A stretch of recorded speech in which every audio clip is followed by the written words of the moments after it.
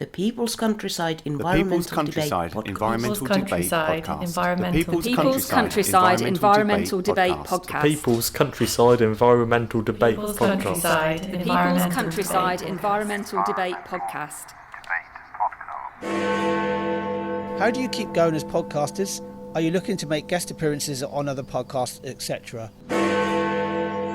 Do you think this experience will change people's view of forced migration in other parts of the world and the effects of mass migration? Or will they too easily stay entrenched in their current views? This is the People's Countryside Environmental Debate Podcast with me, William Mankler. Thanks very much for being with us in this episode. And I'm Stuart the Wild Man Mabbott. Once again, we're going to address two questions two listeners have sent in. We never see them before we press record. We try and spin them back to the environment in some way and try and come up with an environmental action we can take. Mm-hmm. So we got Ray from Sauk Centre, Minnesota, USA. We do. Sent us many questions before. Ray has. And Toby from Hallertrove, Somerset, England. Been on before. Nice to have him back. What's Ray's question? Ray has asked the following. How are you guys? How do you keep going as podcasters? Are you looking to make guest appearances on other podcasts, etc.? No. So start this. How are you doing today, Stuart? Pretty crap. If you always listen to this podcast, you can hear a different state of my lung condition. Yeah. And I'm not wheezing as much, but I'm coughing like the Flying Scotsman. You have asthma, don't you? Oh, I have asthma, but I've also got damaged lungs. I can show you my elbow. If I showed you my elbows, William, they're a real mess. Got arthritic lumps all over them. If I showed you the arthritic lumps on my elbows, that's effectively what I've got inside my lungs. So that's why I'm coughing a lot. Yeah. That's the damage. Yeah, I'm doing okay as well. It's a nice sunny day at the moment. It's been quite dry and sunny here. We need a bit of rain still, though, don't we, Stuart? Yeah, and fill up my water butt. So, what's Ray's... we have read Ray's question already. So the next part of the question, Ray's question is, how do you keep going as podcasters? Habit. We set recording dates in the future. We turn up to do those recordings. Yep. And we've come up with a specific, or very, very simple method of administering the podcast. We know. We know what we. Stuart, you edit it. Yeah. You then give those edits to me. I administer it, and then we go from there. Really, don't we? Yeah. What we tend to do, we tend to record 2 episodes on a Thursday every other week. And that space in 2 weeks, it gives you a certain amount of life happens. So you're never going to get the same tone each episode. I think there's also a case of.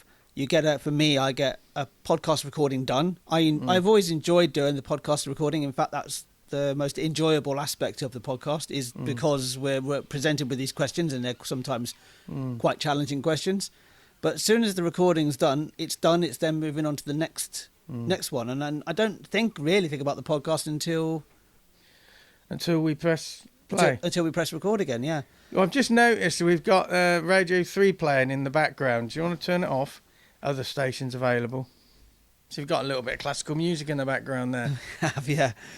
It's natural. Yeah, the other way we keep going is the listeners keep firing in questions, so we honour them when material dries up. We said we'll keep going for 5 years, and then regardless of where we are, we will stop. But if it dries up before then we'll stop. So. It's lubricating, self-lubricating. That's what I'd say. That's how we keep going. It's a way of honouring our the guest that's in the room, which is you as the listener who sent the question. Yeah, and the last bit is: are you looking to make guest appearances on other podcasts? Very unlikely. I've considered it, but it has to be for a right reason, and also genuine reason. A genuine reason, and neither of us are doing this podcast to be podcasters. Per se, we're just here to actually. This demonstrates or shows to anybody who wants to get to know us better. This is how we think. Yeah. Thing is, a lot of people invite me onto their podcasts, not for a genuine reason. I get the feeling they want me on there because they want me on my audience. I think sometimes it's also because they've got a gap in their schedule. Yeah, fill it with something. And often podcasts are seen as a podcast is an interview with a guest. We've never done an interview with a guest. Whenever we've had any guests on the podcast, whether it's in the listener's chair or we originally had guests on the podcast, they were always part of the conversation. We would always discuss questions. The listener would, the guest would bring a question to us as well, and we'd all discuss it. Each of us would bring a question. Each of us bring a question, so it was never an interview. And what it reveals is something about that person's thinking, and that's exactly what this podcast is. It's showing how we think. Yeah. Okay. Environmental action. I would probably say off the back of there, if you're thinking of setting up a groundbreaking environmental podcast, maybe think, what exactly is groundbreaking about it? The most groundbreaking thing in there is your personality as a presenter, but it's all been done before. I would go as far as saying don't try and look at it as anything as groundbreaking.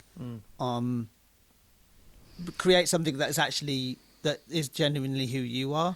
Yeah, it doesn't have to be different to anybody else apart from expressing who you are. Yeah, but don't be afraid to be a little bit messy when it comes to creativity. Do something different yourself. Be yourself, because everybody else is taken, and the fact that there are so many podcasts that I've listened to that I've not persevered with because they are generic.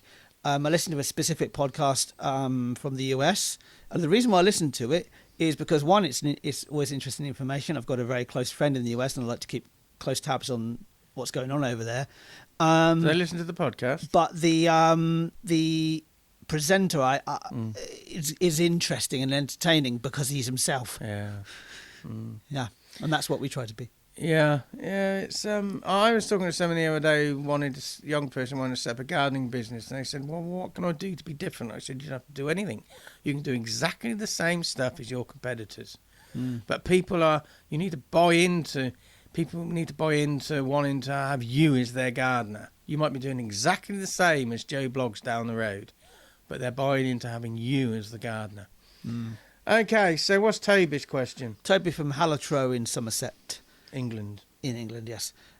So Toby's question is this. When the war in Iran erupted, large numbers of Brits were looking to migrate back home, some expecting the state to cover it, when they could afford to charter things themselves.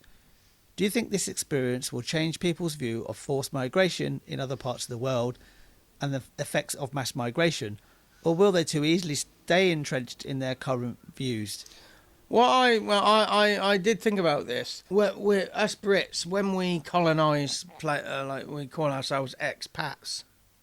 We have our own little colonies in Spain and all over the world, and we just reinvent this country over there. We have English bars, and but we don't see ourselves as immigrants into their country. But also those people who wanted to come back, who probably spent, I might be generalising here, but I guarantee this would have happened. A lot of those people who wanted our state to bring them back had probably gone over, became immigrants into Iran, and probably slagged this country off. So, it's great over here, because I know somebody who's just moved to Weston-super-Mare, came back to pick some stuff up yesterday or the day before, and said about how crap the drivers are in Oxford. We're already slagging Oxford off, but actually it's the same stuff wherever you are in the world. Yeah. So if you've got the money, why say, the state's got to repatriate us back? But the interesting thing about this, we don't see, when we go to another country, we're seeing ourselves as don't see ourselves as inflicting ourselves on them as immigrants into their country. But also, conversely, when those people came back, they were still immigrants back to this country. Because it is mass migration, for whatever reason. We never see ourselves as immigrants, no matter where we're coming or going. Well, it's just denying reality. That is. I would say that what came up into my mind straight away was an an experience I had a number of years ago, and this is specifically honing in on the idea of they're looking to migrate. The large number of Brits were looking to migrate back home. Some expecting the state to cover it. The expectation of the state to cover something like this. Yeah. I mean, you can almost think that if you were working in a governmental role, in a role that actually you can see yourself as being the target. Yeah. I think the government does have some responsibility for you there, Yeah. but you had the responsibility of going out there yourself. It reminds me when my wife and I got. But is that the same as migration? You're working over there. You're not necessarily migrating back. You're just trying to get back home. You may not have emigrated over there. Yeah, but I think that it wasn't just about to migrate back home. Yeah. It was just to get back to the UK where they felt safer, I would say. But I remember this experience I had when my wife and I flew out to Rome. 2011, I believe it was, and we got stuck there. We couldn't fly back because there was a massive volcanic eruption. Yeah. Do you want to pronounce the volcano in Iceland? No, because I've got no idea what it's called, and if I tried, I would butcher it worse than probably normal English, Irish first names, and definitely Polish. But when we were in Rome, so all of the airspace over Europe was closed for a prolonged period of time, and we decided very early on that we were going to figure out how we're going to get back ourselves. There was all this talk about, if you get to Gibraltar, you'll get on a Royal Navy ship and you can go back. And there were BBC World Service broadcasts that were basically saying, there were people at Gibraltar saying, are the Navy coming back? How are we going to get home? How are we going to get home? And it's like it was an expectation for the British government to help out. But I remember Gordon Brown saying at the time, who was the Prime Minister at the time, said, if you get to the Channel, there's going to be they put extra ferries on. So if you get to their channel, and that's what we did. We thought, okay, they've given it. That's the aid they've given us. They say, right, we're going to get there, and we don't know how we're going to get there, but we're going to make this. We're going to do it ourselves. So this expectation of the government helping you, yes, there is. It's good if the government help you, but you've got to look after yourself. You've got to take your own initiative in these situations. I remember seeing people on the BBC trying to get out of Iran, and they were English people, and they were moaning about, the English government isn't helping, and they had like a Rolex watch on. They clearly were absolutely loaded, and they could have actually, as Toby here says, they could have actually chartered their own thing. I think you could. They're looking for somebody else to get them out. Yeah, because that could be. They're British when they want to be. Yeah, and I think that is what's the word when you expect something. Entitlement. Thank you. So it's a form of entitlement. Min and I never felt that we were entitled for the British government to get us back from Rome. We got ourselves there in the first place, and that trip back still sits in our mind as being one of our sort of go-to stories. That we vividly remember the whole journey for different reasons. We flew back to Paris because the airspace over France had opened before Britain. We then stayed overnight we slept overnight in the airport because there was no accommodation. We took the train up to Calais. There was a funny moment where we actually had just the right amount of money, I mean literally to the last penny, to get the bus to the ferry terminal from the train station, and then we got the ferry across the channel, and it was like a mirror pond. It was just like there was no waves. I've never been across the channel, and it was so not rough. And then we got to the other end, and it was almost like coming back from like a disaster, because there was all these different groups like the Salvation Army and all sorts of different things, and they'd just given us food. They just kept giving us sandwiches. But that experience has stayed with us, and it also has made us realise, and also we can figure out shit ourselves. With the environmental action that comes to mind here is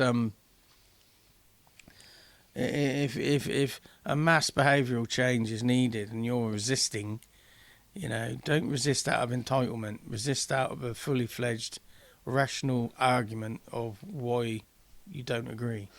I'm just going to read this last bit of the question of Toby's question. Is do you think this experience will change people's views of forced migration in other parts of the world and the effects of mass migration, or will they too easily stay entrenched in their current views?